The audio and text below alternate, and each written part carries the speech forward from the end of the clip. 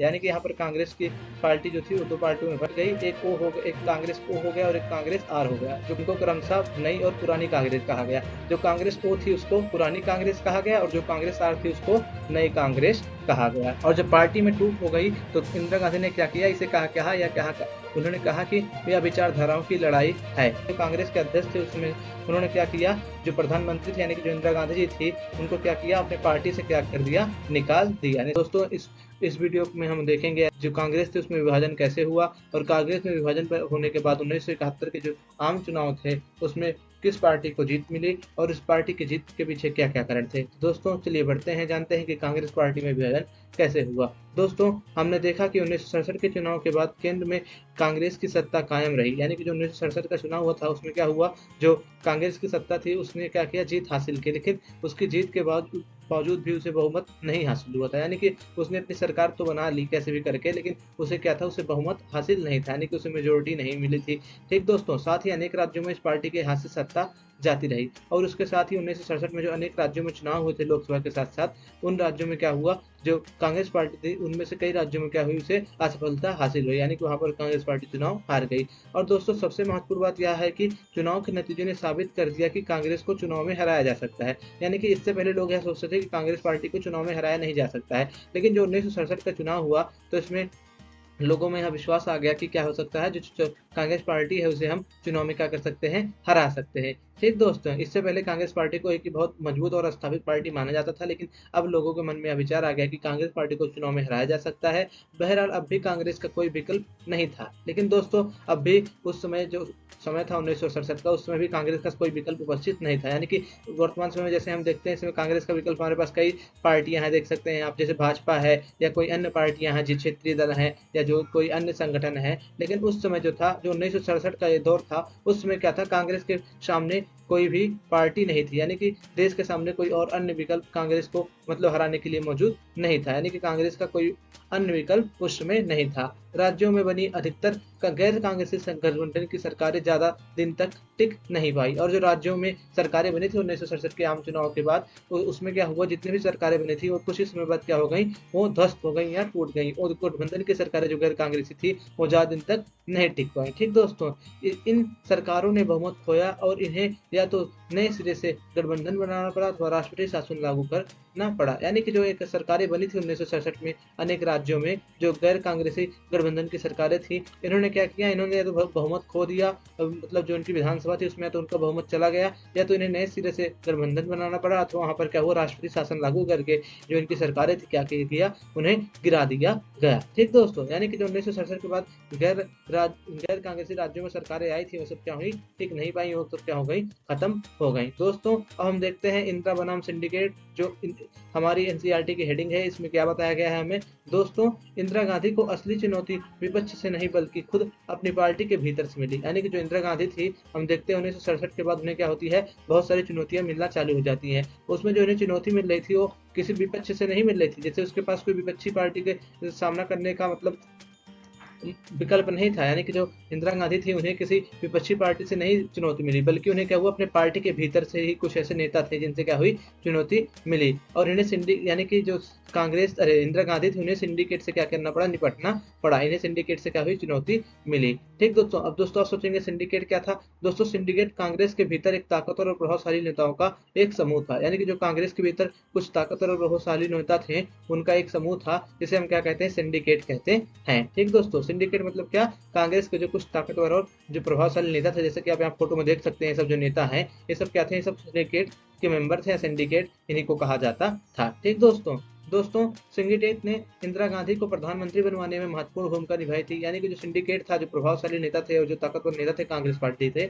उन्होंने जब इंदिरा गांधी प्रधानमंत्री बनी थी लाल बहादुर शास्त्री की मृत्यु के बाद, तो उन्होंने क्या किया था, उनके नाम को आगे बढ़ाया था। यानी कि क्या किया था, इनको प्रधानमंत्री बनाने में इंदिरा गांधी को क्या किया था, महत्वपूर्ण भूमिका निभाई थी इंदिरा गांधी को प्रधानमंत्री बनाने में। किसने, सिंडिकेट ने। और लाल बहादुर शास्त्री को भी उन्होंने, जो सिंडिकेट के मेंबर थे, उन्होंने क्या की थी, उन्हें प्रधानमंत्री बनाने में महत्वपूर्ण भूमिका निभाई थी। और दोस्तों सिंडिकेट ने ही, यानी कि उसी ने ही इंदिरा गांधी का कांग्रेसी संसदीय दल के नेता के रूप में चुना जाना सुनिश्चित किया था। यानी जो कांग्रेसी संसदीय दल का नेता था उसको इंदिरा गांधी को किसने बनवाया था? सिंडिकेट ने ही बनवाया था। ठीक दोस्तों, सिंडिकेट के नेताओं को उम्मीद थी कि इंदिरा गांधी उनकी सलाह पर अमल करेगी, यानी कि सिंडिकेट के नेता यह सोच रहे थे कि जो इंदिरा गांधी है वो अभी तो अनुभवहीन है, तो जब शासन में आएगी यानी जब वो प्रधानमंत्री बन जाएगी तो क्या करेगी, जैसे कि आप यहाँ पर देख रहे हैं ना, इंदिरा गांधी जी बैठी हैं और यहाँ पर सिंडिकेट के नेता बने हैं, तो क्या करेगी, हमेशा हमसे क्या करेगी, राय मशवरे लेगी, यानी कि क्या करेगी, जो इंदिरा गांधी है वो उनकी सलाह पर क्या करेगी, अमल करेगी, यानी कि जो सिंडिकेट के जो नेता कहेंगे वही क्या करेगी, इंदिरा गांधी उसका पालन करेगी, यही ये सोच रहे थे। क्यों? क्योंकि ये सोच रहे थे कि जो इंदिरा गांधी है अभी क्या है, राजनीति में अनुभवहीन है, और अगर हम सब इसको प्रधानमंत्री बनवा देंगे पार्टी में तो क्या करेगी, ये हमसे हमेशा सलाह मशविरा करेगी, हमारी सलाह पर क्या करेगी, अमल करेगी। इसलिए क्या किया था, जो सिंडिकेट के नेताओं ने इंदिरा गांधी का समर्थन किया था प्रधानमंत्री बनवाने के लिए। दोस्तों, बहरहाल इंदिरा गांधी ने सरकार और पार्टी के भीतर खुद का मुकाम बनाना शुरू किया। उन्होंने अपने सलाहकारों और विशेषज्ञों के समूह में पार्टी के बाहर के लोगों को रखा, यानी कि जो इंदिरा गांधी थी इनसे भी एक कदम आगे थी सिंडिकेट के नेताओं से। उन्होंने क्या किया, पार्टी में अपना खुद का मुकाम बनाना शुरू किया, यानी कि खुद की पहचान हासिल करना शुरू की, और जो उनके सलाहकार और जो उनके विश्वस्तों का समूह था इंदिरा गांधी का, उसमें क्या किया, उन्होंने पार्टी से बाहर के लोगों को रखा, यानी कि इंदिरा गांधी ने जो पार्टी से बाहर के कुछ लोग थे उनको क्या किया, अपने सलाहकार, एडवाइजर और विश्वस्तों के रूप में क्या किया, रखा। ठीक दोस्तों, धीरे धीरे और बड़ी सावधानी से उन्होंने सिंडिकेट को हाशिए पर ला खड़ा किया, यानी कि जो सिंडिकेट पार्टी थी, जो प्रभावशाली नेताओं का समूह था, उसको धीरे धीरे इंदिरा गांधी ने क्या किया, हाशिए पर ला खड़ा कर दिया। दोस्तों, यहाँ आप देखेंगे एनसीईआरटी में बॉक्स दिया गया है सिंडिकेट के बारे में, यहाँ पर आप देखेंगे तो इसके बारे में थोड़ा सा हम पढ़ लेते हैं, क्योंकि अब जो एनसीईआरटी के बॉक्सेस हैं उनसे क्वेश्चन आने की संभावना ज्यादा रहती है। तो दोस्तों चलिए हम जान लेते हैं कि कांग्रेस सिंडिकेट के बारे में इसमें बॉक्स में क्या दिया गया है। दोस्तों, मैं इसको पढ़ देता हूँ फिर आपको समझाता हूँ।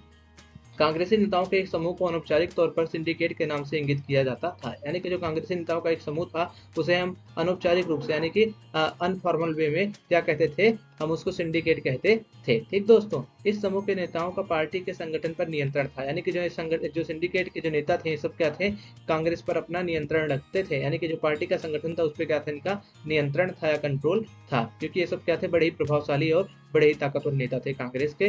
ठीक दोस्तों, सिंडिकेट के अगुवा मद्रास प्रांत के भूतपूर्व मुख्यमंत्री और फिर कांग्रेस के अध्यक्ष रह चुके के कामराज थे, यानी कि जो के कामराज थे, जिनकी फोटो आप यहाँ साइड में देख सकते हैं, ये हैं जो, ये क्या थे, ये सिंडिकेट के क्या थे, अगुवा थे, सिंडिकेट के क्या थे, नेता थे, और ये क्या थे, ये कांग्रेस के पार्टी के अध्यक्ष भी रह चुके थे, और ये जो मद्रास प्रांत था, जिसे हम जो चेन्नई का इलाका है वर्तमान समय में मद्रास, यानी कि वहां से क्या रह चुके थे, ये मुख्यमंत्री रह चुके थे। कौन? के कामराज, और के कामराज कांग्रेस पार्टी के अध्यक्ष भी रह चुके थे।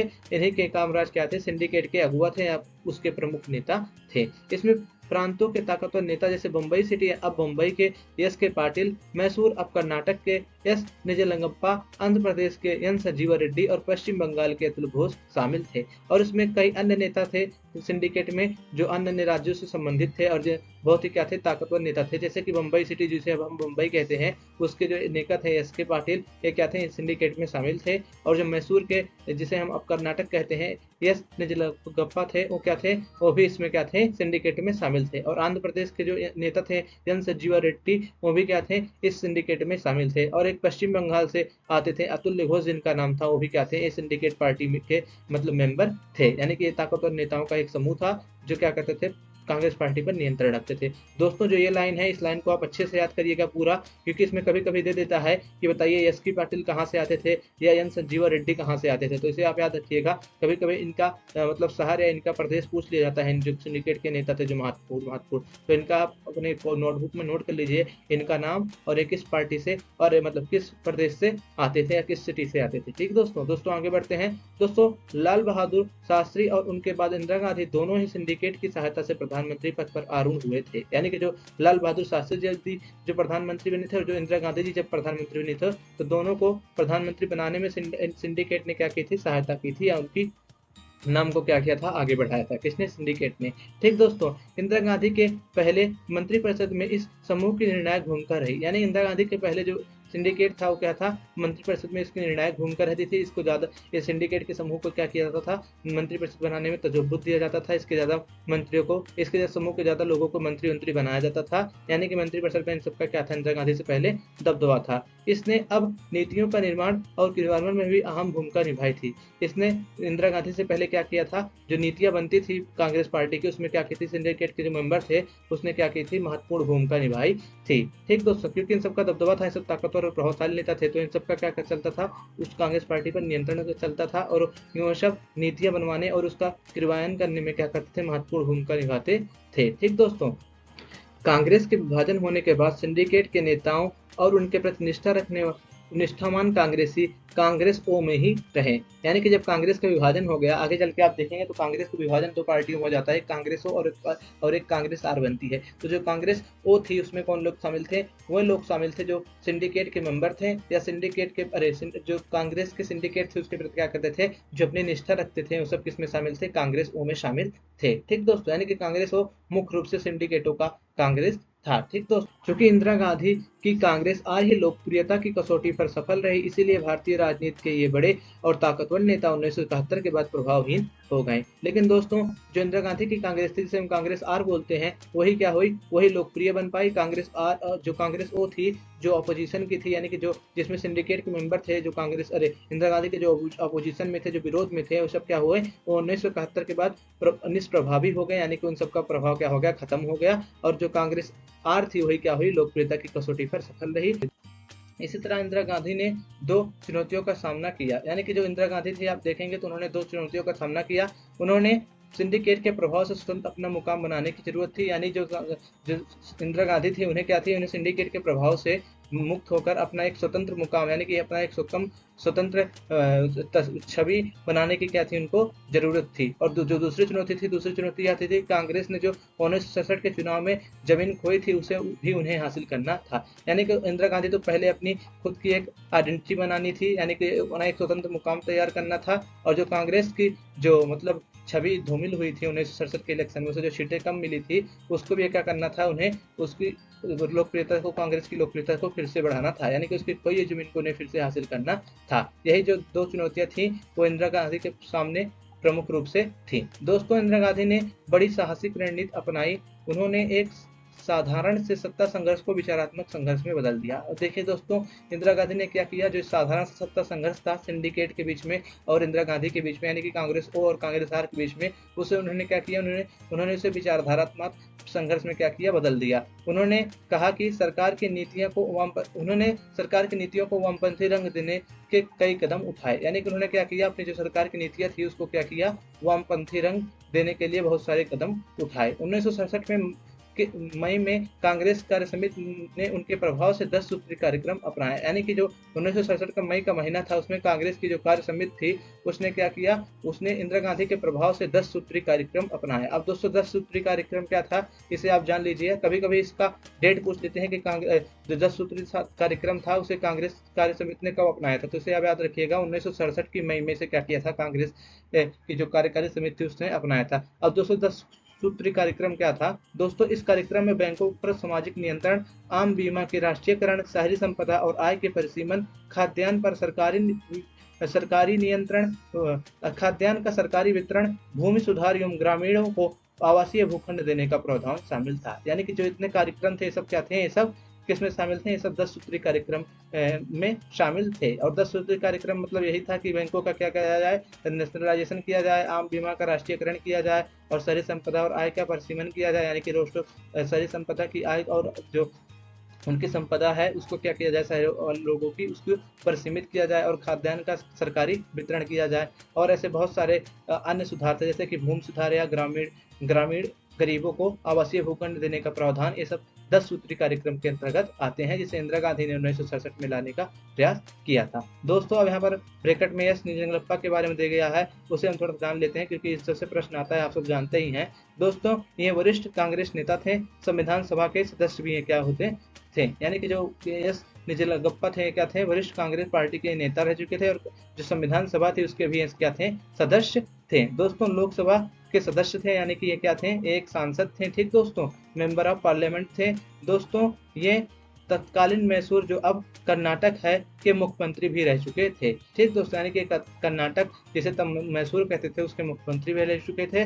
आधुनिक कर्नाटक के निर्माता के रूप में प्रसिद्ध है, यानी कि इनको आधुनिक कर्नाटक के निर्माता के रूप में जाना जाता है। तो दोस्तों, आपसे प्रश्न पूछा जा सकता है कि किसे आधुनिक कर्नाटक के निर्माता के रूप में जाना जाता है, तो आप इनका नाम याद रखिएगा। ठीक दोस्तों, इन्हें को आधुनिक कर्नाटक के निर्माता के रूप में जाना जाता है। दोस्तों, 1967 से 1971 के दौरान कांग्रेस पार्टी के अध्यक्ष भी रह चुके थे। ठीक दोस्तों, आगे बढ़ते हैं, देखते हैं कि सिंडिकेट और जो इंदिरा गांधी थी उनका जो मुकाबला होता है राष्ट्रपति चुनाव में वो कैसे होता है और राष्ट्रपति चुनाव में कौन कौन लोग प्रतिभाग करते हैं। दोस्तों मैं आपको बता देना चाहता हूं कि अगर आप हिंदी मीडियम से संबंधित हैं और आप हिंदी मीडियम से संबंधित अन्य वीडियो यानी कि अन्य विषय के वीडियो जैसे कि इतिहास, समाजशास्त्र, राजनीति विज्ञान या अर्थशास्त्र की वीडियो देखना चाहते हैं तो दोस्तों आप हमारे चैनल पे जा सकते हैं। हमारे चैनल पे हिंदी मीडियम में सभी विषयों के वीडियो अवेलेबल हैं, तो दोस्तों आप जाइए वहां पर हमारे चैनल को देखिए और जो भी वीडियो पसंद है उसे लाइक शेयर और सब्सक्राइब करिए। दोस्तों हम हिंदी मीडियम वालों के लिए इतना मेहनत से वीडियो बनाते हैं, देखिए दोस्तों इतने अच्छे से तस्वीर लगाकर, चार्ट लगाकर, पूरा मैप लगाकर, पूरे कार्टून के साथ अच्छे से एक्सप्लेन करते हैं। और दोस्तों आप सब हिंदी मीडियम के साथ ही वीडियो देख लेते हैं और लाइक भी नहीं करते हैं। तो दोस्तों आपसे एक निवेदन है कि अगर आपने वीडियो देखा है, आपको पसंद आया वीडियो तो लाइक करिए और दोस्तों आपके भाई का चैनल है इसे सब्सक्राइब करिए। दोस्तों आप वीडियो में क्या सुधार चाहते हैं, किसी अन्य चीज़ पे वीडियो चाहते हैं तो उसके लिए आप कमेंट बॉक्स में अपने विचार जरूर दीजिए। दोस्तों चलिए बढ़ते हैं अपने चैप्टर की तरफ और दोस्तों आप चैनल को जरूर सब्सक्राइब करिए, भूलिए मत, क्योंकि आप सबके लिए ही बनाया गया है चैनल। दोस्तों हालांकि सिंडिकेट के नेताओं ने औपचारिक तौर पर वामपंथी खेमे के इस कार्यक्रम को स्वीकृति दे दी, लेकिन इसे लेकर उनके मन में गहरे संदेह थे। यानी कि जो 10 सूत्री कार्यक्रम लाया था इंदिरा गांधी ने, उसे क्या किया, जो सिंडिकेट के जो मेंबर थे उन्होंने औपचारिक तौर पर सहमति तो दे दी, लेकिन उनके लिए इसके मन में बहुत गहरे संदेह थे। यानी कि सिंडिकेट वाले लोगों को यह जो उनका कार्यक्रम का 10 सूत्री वह पसंद नहीं था, लेकिन उन्होंने क्या किया, उसे औपचारिक स्वीकृति प्रदान कर दी थी। किसने? सिंडिकेट के मेंबरों ने। दोस्तों राष्ट्रपति पद का चुनाव 1969। अब इसे हम देखें दोस्तों हम सभी जानते हैं ना कि जो हमारे उस समय के जो राष्ट्रपति थे 1969 में वो थे डॉक्टर जाकिर हुसैन, जिनकी फोटो आप यहाँ साइड में देख सकते हैं, डॉक्टर जाकिर हुसैन। दोस्तों ये 1969 में क्या थे, हमारे देश के राष्ट्रपति थे। लेकिन दोस्तों इनकी मृत्यु हो जाती है, उसके बाद इनकी मृत्यु के बाद देश में राष्ट्रपति चुनाव होना प्रस्तावित था। तो उसी में क्या होता है, इंदिरा गांधी अपनी तरफ से एक आदमी को खड़ी कर देती हैं और कांग्रेस ऐसे व्यक्ति को खड़ा कर देता है जो इंदिरा गांधी से जिससे अनबन चल रही थी। इसी में दोस्तों कांग्रेस पार्टी में जो फूट थी वो सामने उभर के आती है और जो इंदिरा गांधी जिसका समर्थन करती है, जिस व्यक्ति का इलेक्शन में राष्ट्रपति के चुनाव में 1969 में वह जीत जाता है। और दोस्तों इसी के कारण कांग्रेस की पार्टी से इंदिरा गांधी को निकाल दिया जाता है और इंदिरा गांधी जब पार्टी से निकाल दी जाती हैं तो बोलती हैं जिस समूह से मैं संबंधित हूँ वह समूह क्या है, वही असली कांग्रेस है और जो लोग मुझे कांग्रेस से निकाले हैं वो नकली कांग्रेस है। और इसी में क्या होता है, कांग्रेस पार्टी में फूट पड़ जाती है। तो दोस्तों इसे अधिक विस्तार से जानने के लिए आइए चलिए बढ़ते हैं अपने चैप्टर की तरफ और इसे डिटेल में पढ़ते हैं। दोस्तों 1969 में राष्ट्रपति जाकिर हुसैन की मृत्यु के बाद राष्ट्रपति पद का चुनाव हुआ। यानी कि जो उस समय के राष्ट्रपति थे 1969 में उनकी मृत्यु हो गई, जिनकी फोटो आप यहाँ पर देख सकते हैं, डॉक्टर जाकिर हुसैन। इनकी मृत्यु के बाद क्या हुआ, राष्ट्रपति पद का जो था उसका चुनाव हुआ। इस दौरान कांग्रेस के भीतर सिंडिकेट और इंदिरा गांधी की गुटबाजी खुलकर सामने आई। यानी कि जो इंदिरा गांधी थी और जो कांग्रेस का भीतरी का जो सिंडिकेट था उसके बीच में जो गुटबाजी थी उस खुलकर के लोगों के सामने आई। इंदिरा गांधी की असहमति के बावजूद उस साल सिंडिकेट ने तत्कालीन लोकसभा अध्यक्ष एन संजीवा रेड्डी को कांग्रेस पार्टी की तरफ से राष्ट्रपति पद के उम्मीदवार के रूप में खड़ा करवाने में सफलता पाई। यानी कि जो इंदिरा गांधी थी उन्होंने क्या किया, उनकी असहमति थी उनके एन संजीवा रेड्डी के राष्ट्रपति चुनाव का मेंबर बनने के लिए। यानी कि जो राष्ट्रपति चुनाव होना था उसके जो प्रत्याशी बनने पे इंदिरा गांधी की मतलब क्या थी, इच्छा नहीं थी, उसका वो सहमति उस पर नहीं दे रहे थे कि क्या किया जाए कि एन संजीवा रेड्डी को मतलब जो राष्ट्रपति चुनाव में क्या किया जाए, उम्मीदवार बनाया जाए। लेकिन जो सिंडिकेट के मेंबर थे उसने क्या किया, उसने जो तत्कालीन लोकसभा के अध्यक्ष थे एन संजीवा रेड्डी उनको कांग्रेस की पार्टी की तरफ से राष्ट्रपति पद के उम्मीदवार के रूप में खड़ा करवाने में सफलता हासिल कर ली। तो ऐसे में जो इंदिरा गांधी थी उन्होंने भी क्या किया, उन्होंने भी एक सदस्य को खड़ा किया निर्दलीय। तो उसे हम आगे जानेंगे। दोस्तों जो एन संजीवा रेड्डी था उससे क्या था, इंदिरा गांधी की बहुत दिनों से क्या चल रही थी, राजनीतिक अनबन चल रही थी। यानी कि एन संजीवा रेड्डी जी थी और कांग्रेस की जो नेता थी इंदिरा गांधी, उनमें क्या थी, उनमें बनती नहीं थी, उनमें बहुत दिनों से राजनीतिक अनबन चल रही थी। इसके बावजूद भी क्या किया, जो सिंडिकेट के मेंबर थे उन्होंने एन संजीवा रेड्डी को ही राष्ट्रपति पद के लिए क्या किया, उम्मीदवार बनवाया। दोस्तों ऐसे में इंदिरा गांधी ने भी हार नहीं मानी, उन्होंने तत्कालीन उपराष्ट्रपति बीबी गिरी को बढ़ावा दिया कि वो एक स्वतंत्र उम्मीदवार के रूप में राष्ट्रपति पद के लिए अपना नामांकन भरे। और जो इंदिरा गांधी थी, जब उन्होंने देखा कि सिंडिकेट हमारे विरुद्ध में क्या कर रहा है, जो उपराष्ट्रपति के चुनाव में एन संजीवा रेड्डी को उतार रहा है, तो उन्होंने क्या किया, उन्होंने जो उस समय के उपराष्ट्रपति थे, यानी कि जो हमारे देश के 1969 में उपराष्ट्रपति बीबी गिरी जी थे, उनको क्या किया, उनको कहा कि आप एक स्वतंत्र उम्मीदवार के रूप में क्या करिए, राष्ट्रपति पद के लिए अपना नामांकन भरिए। दोस्तों इंदिरा गांधी ने 14 अग्रणी बैंकों के राष्ट्रीयकरण और भूतपूर्व राजाओं महाराजाओं को प्राप्त विशेषाधिकार यानी टीवी पर्स को समाप्त करने जैसी कुछ बड़ी और जनप्रिय नीतियों की घोषणा भी की। यानी कि जो इंदिरा गांधी थी, इन्होंने क्या किया, जो 14 बड़े बैंक थे उनका क्या किया, राष्ट्रीयकरण किया। यानी कि जो बैंक थे उनका क्या किया गया, नेशनलाइजेशन किया गया। और जो पहले के राजा महाराजा थे उनको जो विशेषाधिकार प्राप्त था, यानी कि जो टीवी पर प्राप्त था, उसको भी क्या किया, इंदिरा गांधी ने समाप्त किया। ठीक दोस्तों, उस समय उस मोरारजी देसाई देश के उप प्रधानमंत्री और वित्त मंत्री थे। यानी कि जब उन्होंने ऐसे कदम उठाए, जब उन्होंने बैंकों का राष्ट्रीयकरण किया और जो राजा महाराजाओं की टीवी पर्स के रूप में उन्हें विशेषाधिकार प्राप्त हुए थे उनको समाप्त किया, तो उस समय जो मोरारजी देसाई थे वो देश के उप प्रधानमंत्री और वित्त मंत्री थे। उपयुक्त दोनों मुद्दों पर प्रधानमंत्री और उनके बीच गहरे मतभेद उभरे और इसके परिणाम स्वरूप मोरारजी देसाई ने सरकार से किनारा कर लिया।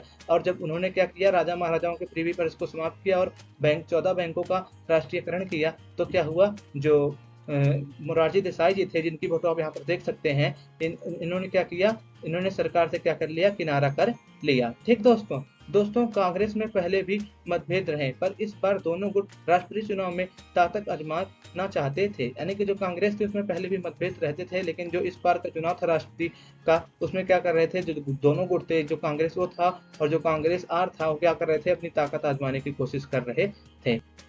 कांग्रेस अध्यक्ष एस निजलिंगप्पा ने संजीव रेड्डी को वोट देने का व्हिप जारी किया। दोस्तों उस समय के जो कांग्रेस पार्टी के अध्यक्ष थे, जिनको हम एस निजलिंगप्पा के नाम से जानते हैं, उन्होंने क्या किया, जो कांग्रेस का औपचारिक उम्मीदवार था संजीवा रेड्डी, उसको वोट डालने के लिए क्या किया, व्हिप जारी की। यानी कि उन्होंने सभी सांसदों और विधायकों से कहा कि सभी सांसद और विधायक क्या करें, राष्ट्रपति चुनाव में जो कांग्रेस का औपचारिक प्रतिनिधि या उम्मीदवार है उसको क्या करें, वोट दे। यानी कि सभी लोग संजीव रेड्डी को क्या करें, वोट डालें। ठीक दोस्तों, इंदिरा गांधी के समर्थक गुट ने अखिल भारतीय कांग्रेस कमेटी की विशेष बैठक आयोजित करने की याचना की, लेकिन उसकी यह याचना स्वीकार नहीं की गई। और इसी समय जो इंदिरा गांधी का जो समर्थक गुट था, उसने क्या किया, उसने अखिल भारतीय कांग्रेस कमेटी की एक विशेष बैठक बुलाने की क्या की, याचना की, लेकिन उसका जो याचना था वो स्वीकार नहीं किया गया। ठीक दोस्तों, इंदिरा गांधी ने बीबी गिरी को अप्रत्यक्ष समर्थन देते हुए अंतरात्मा की आवाज पर वोट डालने को कहा।